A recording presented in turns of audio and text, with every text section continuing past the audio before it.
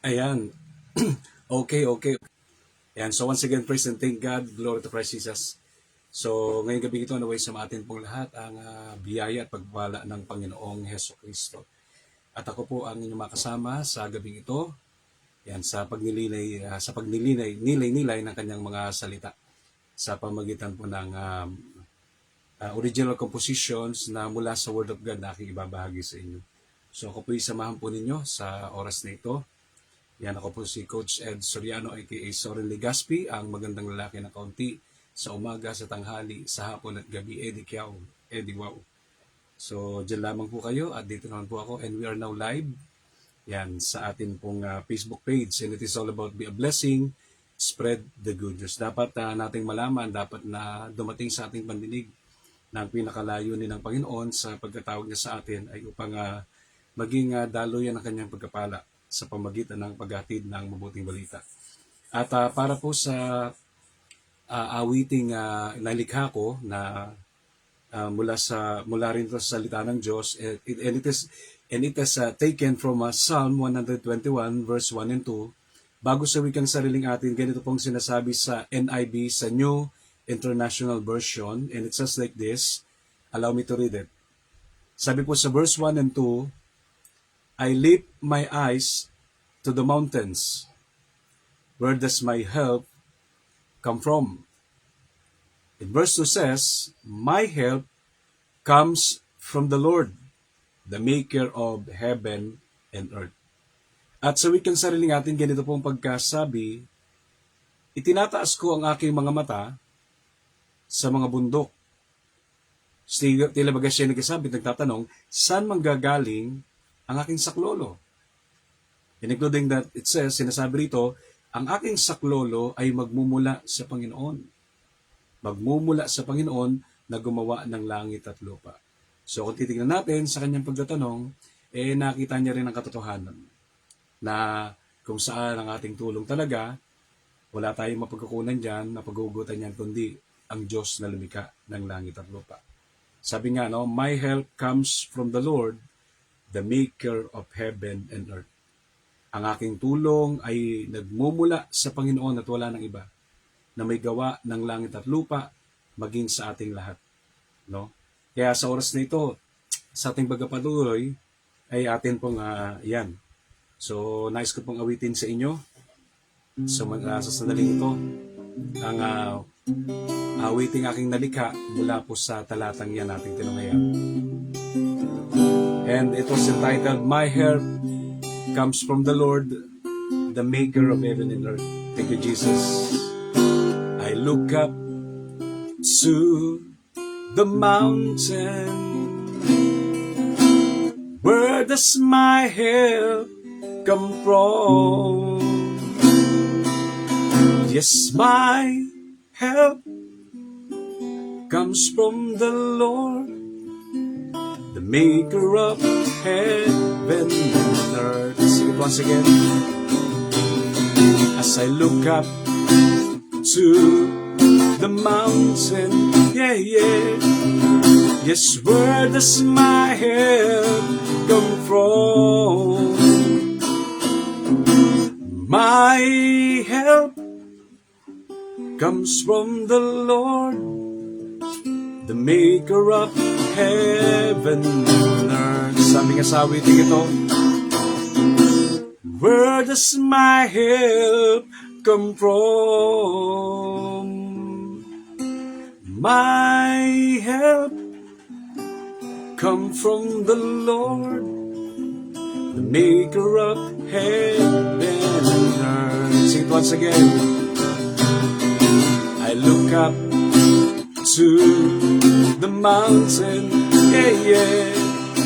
Yes, where does my help come from?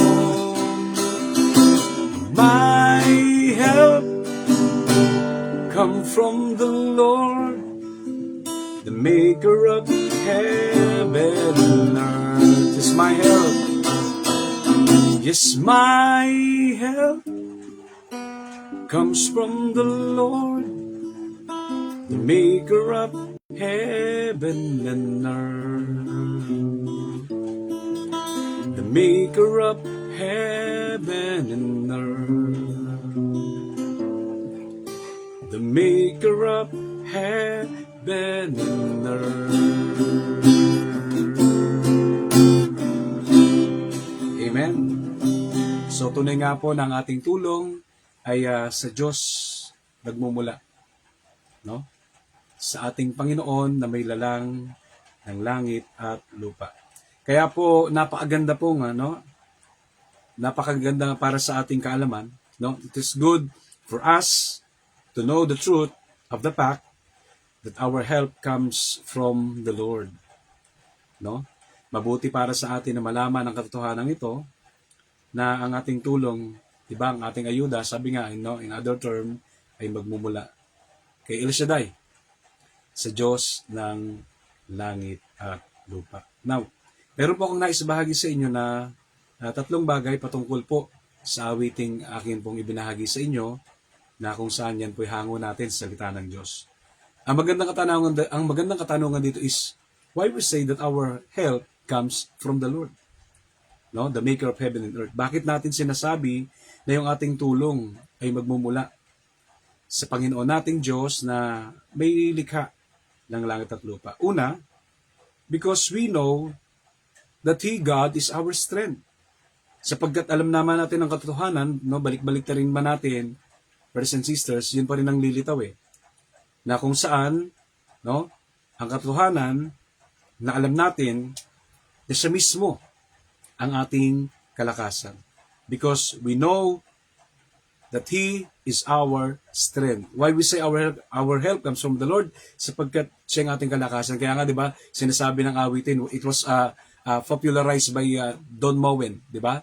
God is the strength of my heart.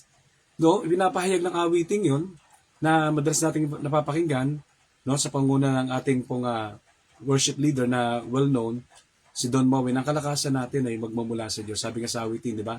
Kung tatagalogin natin, kalakasan ko ay ikaw, di ba? So, talking about strength, ano bang ibig sabihin yan? It simply means the quality or state of being strong. So, kapag pinag-uusapan natin yung kasalitang strength, it simply means ang kalagayan ng pagiging matatag at malakas.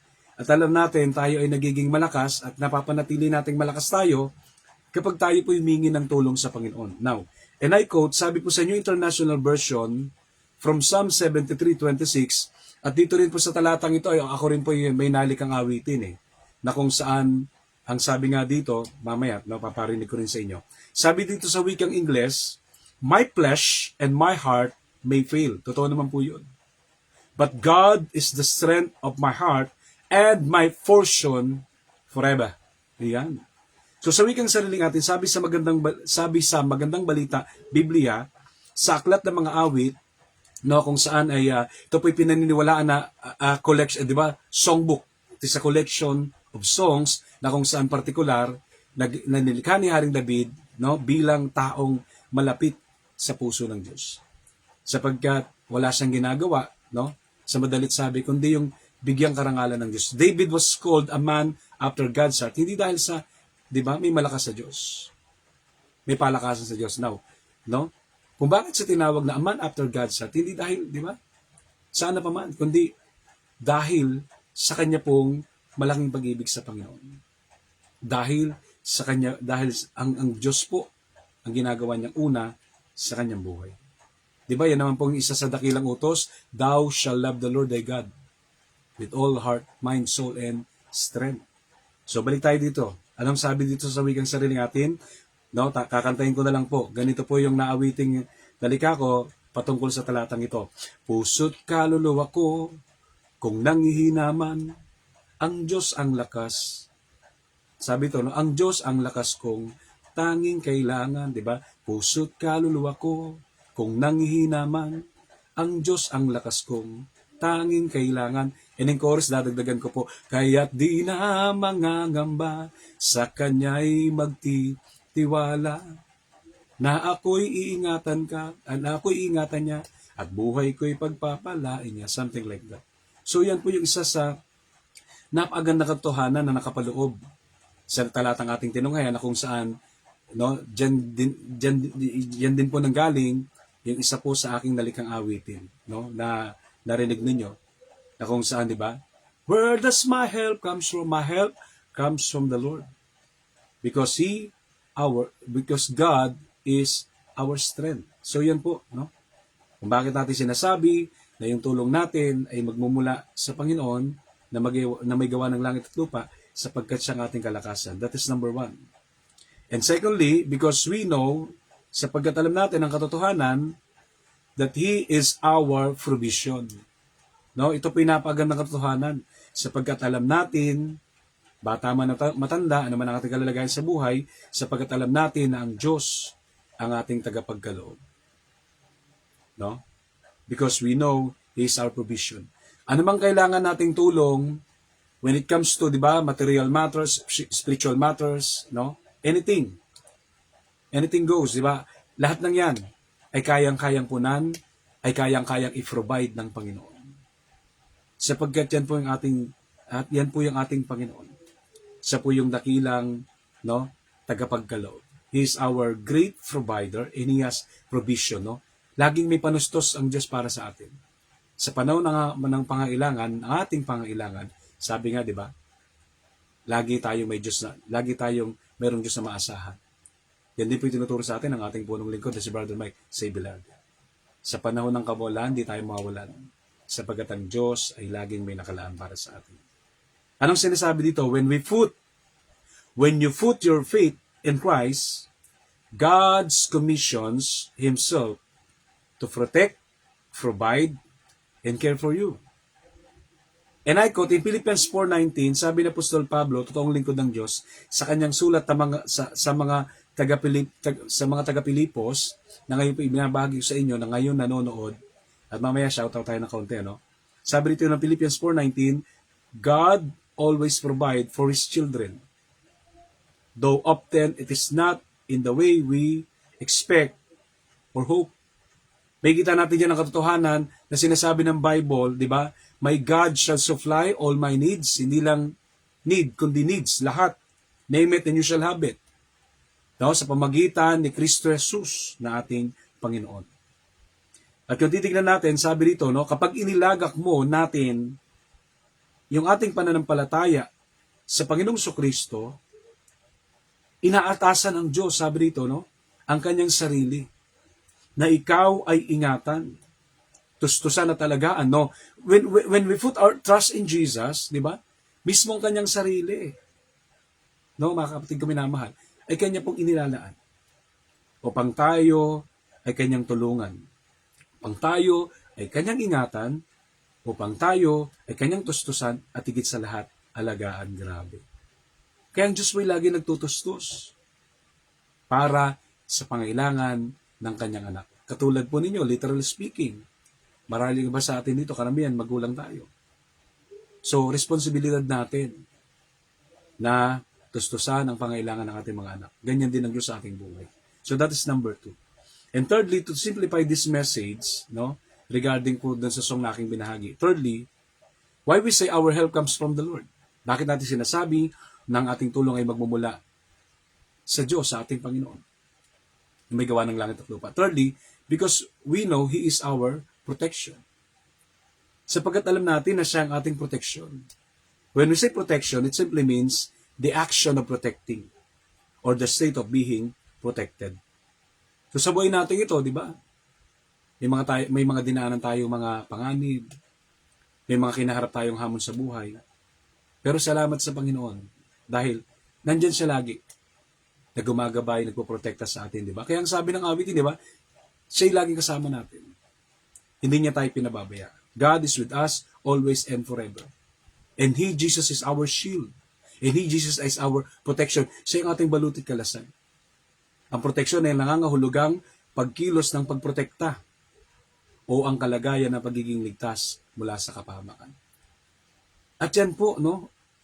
Yan po ang ating Diyos. Siya yung nangangalaga sa atin, siya yung nagpuprotekta sa atin. At ito, madalas nating inuusal.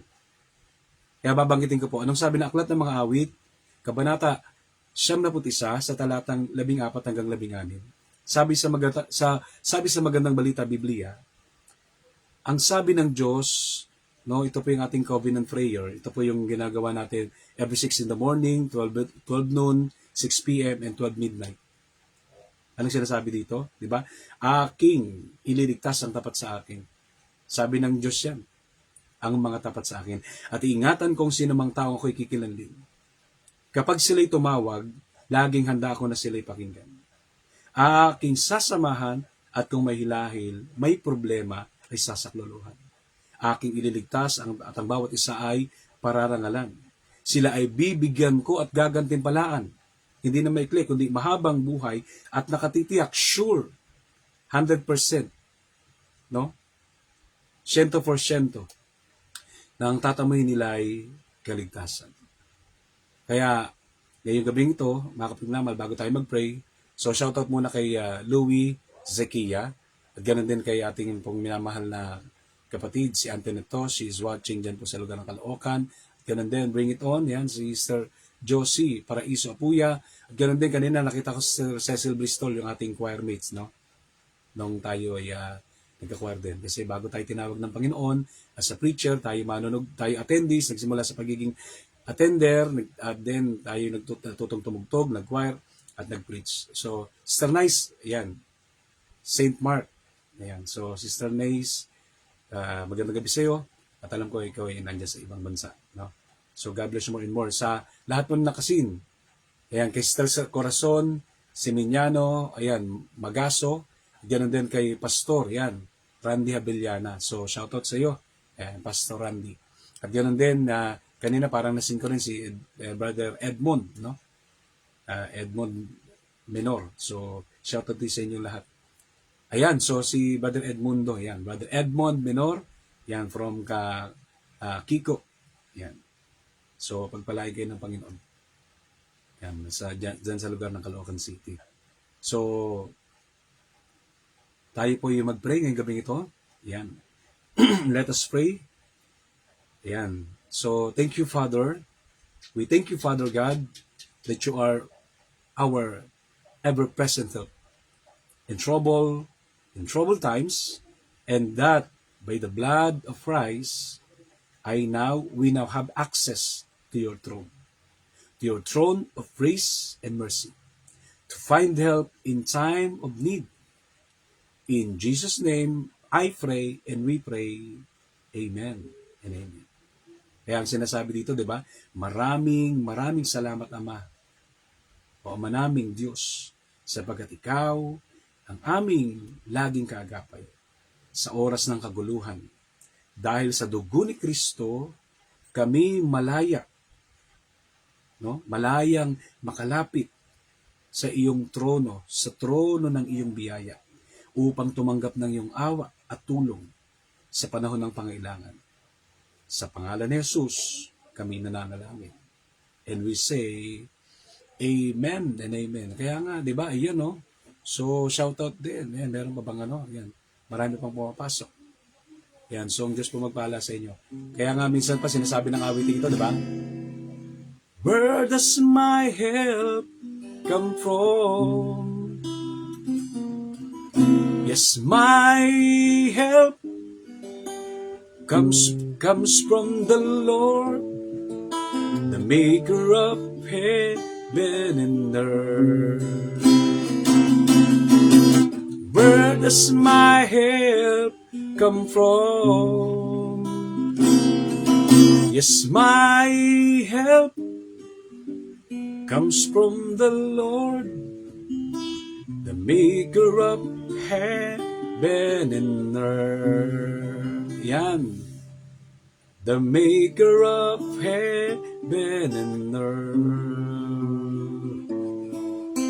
The maker of heaven and earth. Yan, shoutout din po. Yan, kay Noy Felix Briones, na kung saan he was assigned sa lugar po ng Occidental Mindoro. So, di ko alam kung siya nasa Mamburao ngayon, sa Blind or San Jose, o nandyan mismo sa Lubang Island. So, pagpalain ka dyan, no? Brother Felix, ng ating Panginoon, sa iyong pagpapalagan ng buting balita. And maraming salamat po sa inyo pong panonood at pakikinig ngayong gabing ito. And please do support me, no? Sa akin pong ginagawang ito, ang ating pagla-live, no? Nawa ay kung kayo po ay napagpala, feel free to share this video. At ganun din po, please follow me sa aking sa akin pong Facebook page. And it is all about be a blessing, spread the good news. Alam niyo naman po yan ng karamihan sa nakasingil gabing ito. At ganun din po, naway supportahan niyo po ako. No, you can send star as your support sa atin pong ginagawang ito na Bencho. Yan. So, ganun din po ang ating YouTube channel. Meron po akong YouTube channel. Search lamang po yung Coach Ed Soriano. So mag-upload na po doon. So nawa, ang lahat po ng ito ay nakapagbigay karangalan sa Panginoon. At nawa, ang Diyos po magpala sa atin, lalong-lalo na sa pamagitan ng kanyang mga salita, unang-una na, nating napakinggan pati yung maawiting binahagi ko sa inyo. So again, ako po si Coach Ed Soriano na nagsasabi sa ating, a big God bless you more and more in Jesus' mighty name. Tayong lahat ay pinagpala at tinawag upang maghayag ng mabuting balita. Tayo nagiging pagpapala sa pamamagitan ng pagbabahagi ng mabuting balita ng Ebanghelyo ng ating Panginoong Kristo. And again, God bless everyone.